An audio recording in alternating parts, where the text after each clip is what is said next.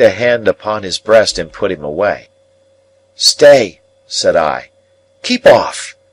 If you are grateful to me for what I did when I was a little child, I hope you have shown your gratitude by mending your way of life. If you have come here to thank me, it was not necessary. Still, however you have found me out, there must be something good in the feeling that has brought you here, and I will not repulse you, but surely you must understand that My attention was so attracted by the singularity of his fixed look at me that the words died away on my tongue. "You was a saying," he observed, when we had confronted one another in silence, "that surely I must understand. What surely must I understand?" "That I cannot wish to renew that chance intercourse with you of long ago, under these different circumstances. I am glad to believe you have repented and recovered yourself. I am glad to tell you so. I am glad that, thinking I deserve to be thanked, you have come to thank me. But our ways are different ways, none the less. You are wet, and you look weary. Will you drink something before you go?" He had replaced his neckerchief loosely, and had stood, keenly observant of me, biting a long end of it. "I think," he answered, still with the end at his mouth and still observant of me, "that I will drink, I thank you, afore I go."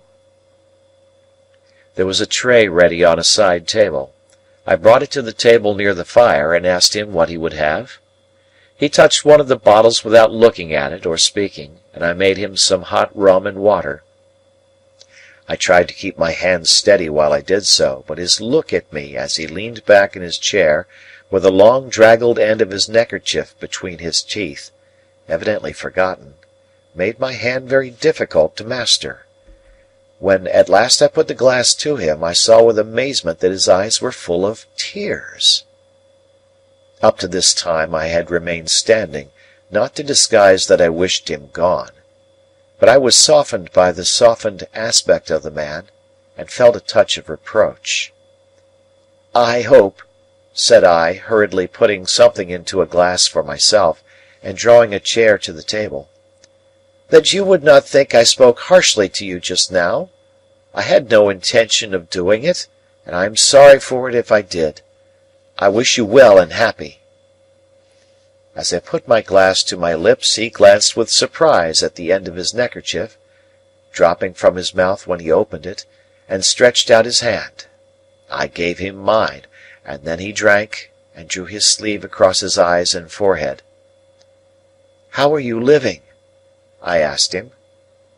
"I have been a sheep farmer, stock breeder, other trades besides, away in the New World," said he, "many 1,000 mile of stormy water off from this." "I hope you have done well?"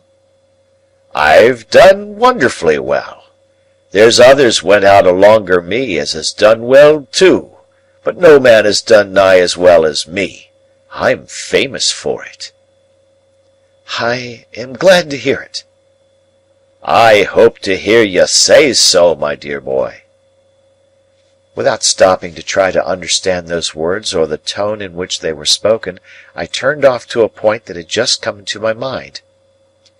"Have you ever seen a messenger you once sent to me," I inquired, "since he undertook that trust?" "Never set eyes upon him. I warn't likely to it." "He came faithfully, and he brought me the 2 one-pound notes. I was a poor boy then, as you know, and to a poor boy they were a little fortune. But, like you, I have done well since, and you must let me pay them back.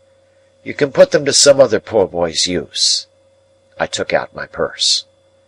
He watched me as I laid my purse upon the table and opened it, and he watched me as I separated 2 one-pound notes from its contents.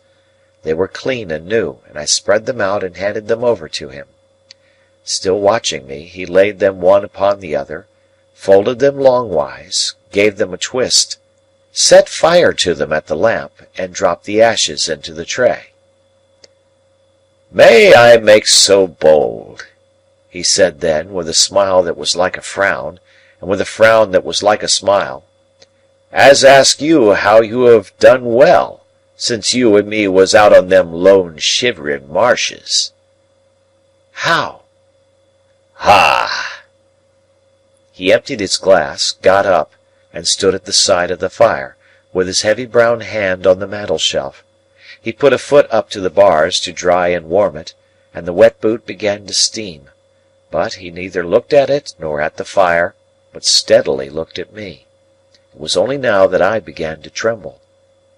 When my lips had parted and had shaped some words that were without sound, I forced myself to tell him, though I could not do it distinctly, that I had been chosen to succeed to some property.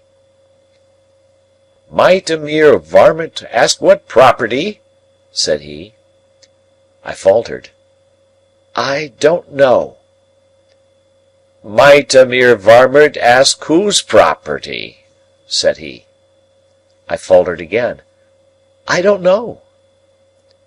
"Could I make a guess, I wonder," said the convict, "at your income since you come of age?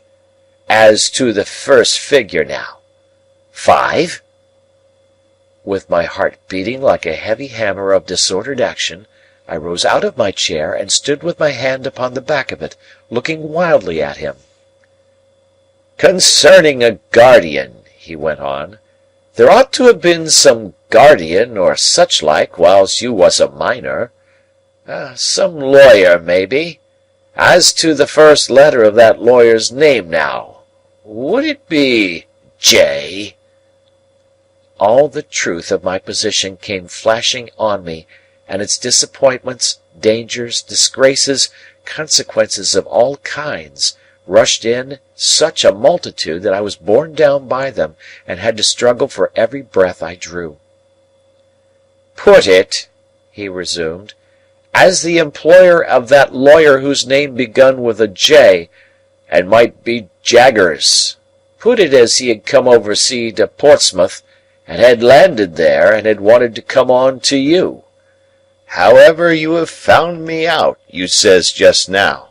Well, however did I find you out? Why, I wrote from Portsmouth to a person in London for particulars of your address. That person's name? Why, Wemmick." I could not have spoken one word, though it had been to save my life. I stood, with a hand on the chair back and a hand on my breast, where I seemed to be suffocating. I stood so, looking wildly at him, until I grasped at the chair, when the room began to surge and turn.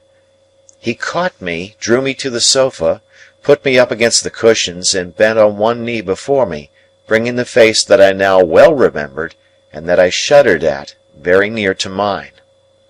"Yes, Pip, dear boy, I've made a gentleman on you.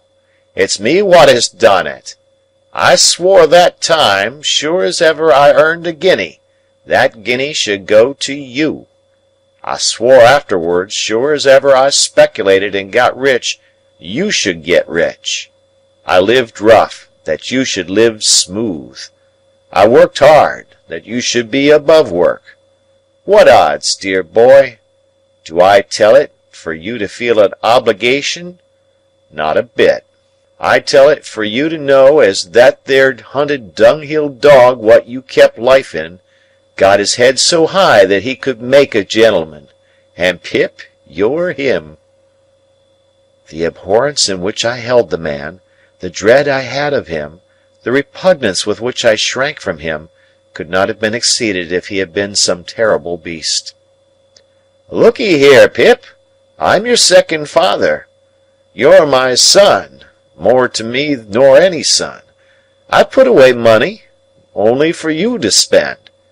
When I was a hired-out shepherd in a solitary hut, not seeing no faces but faces of sheep till I half forgot what men's and women's faces was like, I seen yourn.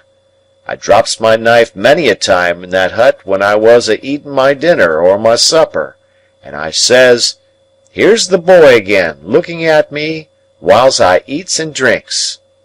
I see you there a many times, as plain as ever I see you on them misty marshes.